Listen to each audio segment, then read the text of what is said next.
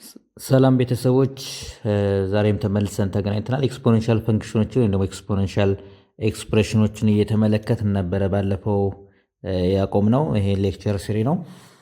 በዚሁ አጋጣሚ በግል መማር የምትፈልጉ ተማሪዎች ከስር ባለው ስልክ እየደወላችሁ ወይም ደግሞ ቴክስት በማድረግ ልንነጋገር እንችላለን። ያ ማለት ከ9 እስከ 12 ሪሜዲያልን እና ፍሬሽማንን ጨምሮ ማለት ነው። ከዚህ ቀደም እንደዚሁ በኮሜንትም እየነገራችሁ ነበረ፣ እየጻፍኩ ብታስረዳን ብላችሁ ነበረ። ከዚህ በኋላ እየጻፍን ነው የምንረዳው ወይም ደግሞ የምንማማረው። የዛሬው ጥያቄ ምንድን ነው የሚለን? ሲምፕሊፋይ ኢች ኦፍ ዘ ፎሎዊንግ ኤክስፕሬሽንስ ነው የሚለን።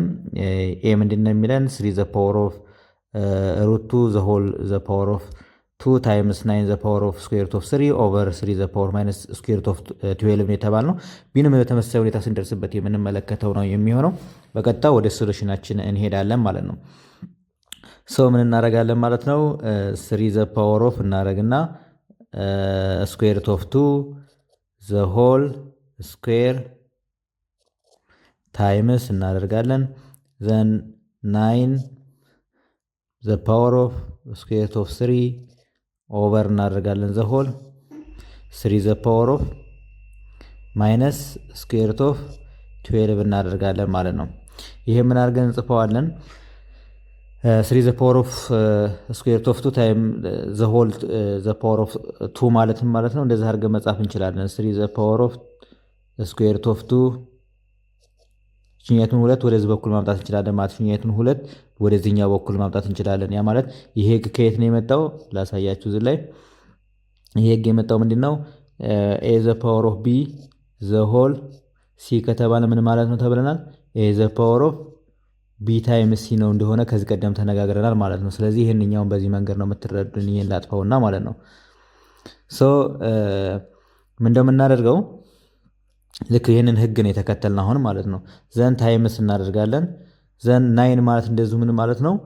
3 ስኩዌር ማለት ነው አይደለ? 3 ስኩዌር በፕራይም ፋክተራይዜሽን ስትሰሩት ማለት ነው። ስለዚህ 3 ዘ ፓወር ኦፍ 2 እናደርግና ዘ ሆል ምን እናደርጋለን? ስኩዌር ሩት ኦፍ ማይነስ 3 እናደርጋለን ማለት ነው። ዘ ፓወር ኦፍ ስኩዌር ሩት ኦፍ 3 ማለት ነው። ዘን ኦቨር እናደርግና አሁን ምን እናደርጋለን? 3 ዘ ፓወር ኦፍ እናደርግና ማይነስ ስኩዌር ሩት ኦፍ እናደርግና 12 ማለት ነው 4 ታይምስ 3 ማለት ነው አይደለ? 4 ታይምስ 3 ማለት ነው። ወይም ደግሞ ፕራይም ፋክተራይዜሽን ማወቅ ትችላላችሁ። ዘን እዚህ ኳልስቱ እንልና ምን እናደርጋለን? አሁንም 3 ዘ ፓወር ኦፍ 2 ሩት 2 እናደርጋለን ታይምስ እናደርግና አሁንም ይሄንኛውን ህግ ምን እናደርጋለን? 2 ሲባዛ በስኩዌር ሩት ኦፍ ቲ ይሆናል ማለት ነው። ሶሪ 2 ታይምስ ማይነስ ስኩዌር ሩት ኦፍ 3 አድርገን እናባዛዋለን ማለት ነው።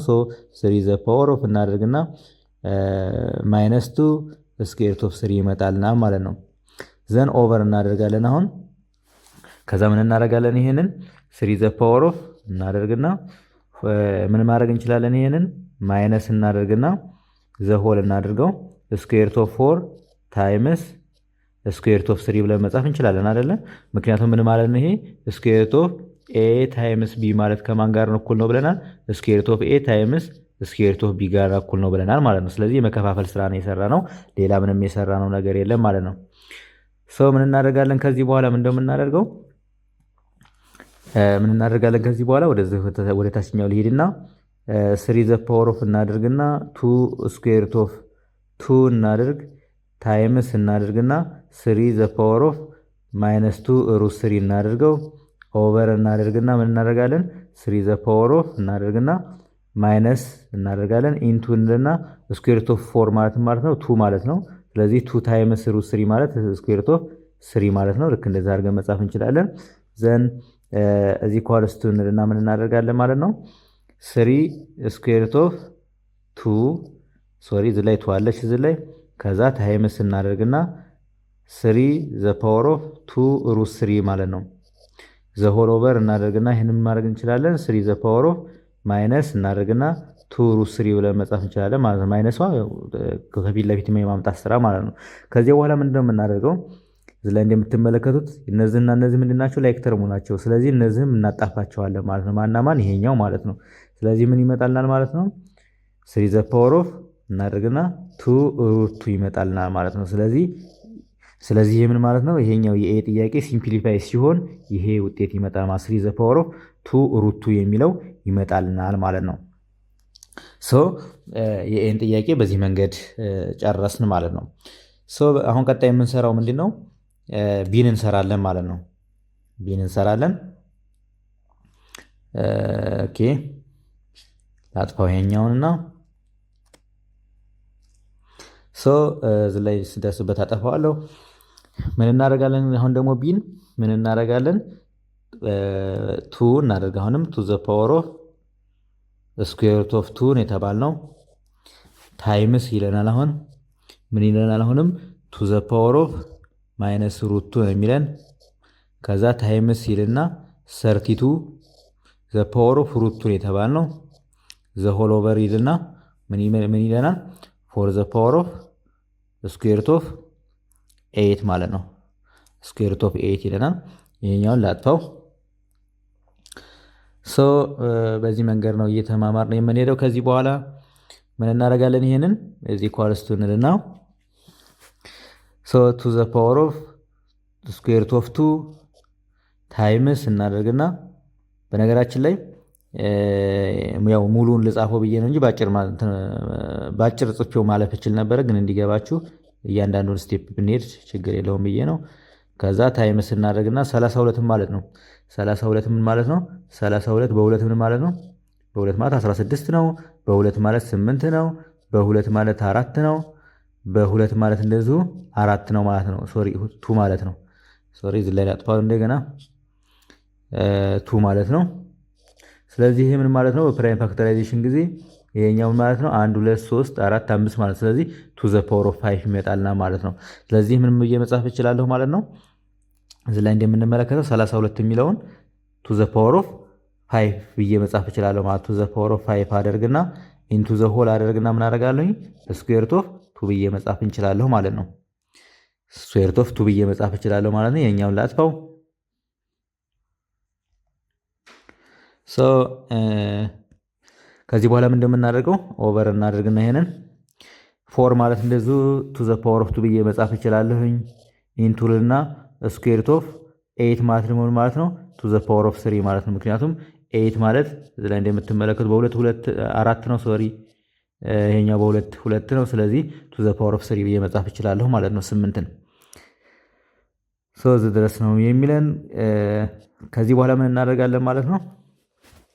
እዚህ ላይ እንደምትመለከቱት ይሄኛውና ይሄኛው ተመሳሳይ ቤዝ ነው ያለው። ስለዚህ ተመሳሳይ ቤዝ ያላቸው ከሆኑ ምንድነው የተባለው?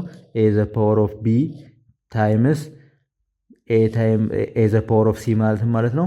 ኤ አሴ ኮመን ትወስዱትና ቢ ፕላስ ሲ ብላችሁ መጻፍ ትችላላችሁ የሚል ህጉን ታስታውሱታላችሁ። ስለዚህ ያንን ህግ ነው የምንከተለው። ይሄኛውን ላጥፋውና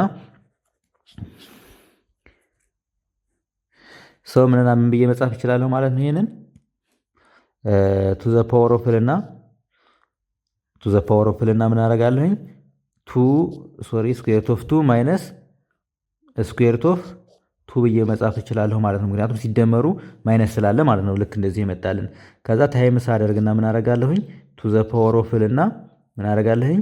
5 ስኩዌር ሩት ኦፍ 2 ብዬ መጻፍ እችላለሁ ማለት ነው። ዘን ኦቨር አደርግና ቱ ዘ ፓወር ኦፍ አደርግና ምን አደርጋለሁኝ? ቱ ዘ ፓወር ኦፍ ልና 2 እና በነገራችን ላይ ቱ ዘ ፓወር ኦፍ 3 የሚለው ምን ብዬ መጻፍ እችላለሁኝ? ስኩዌር ሩት ኦፍ ላድርገውና 4 ታይምስ 2 ብዬ መጻፍ እችላለሁ እንዲወጣልኝ ማለት ነው ከስኩዌር ሩት።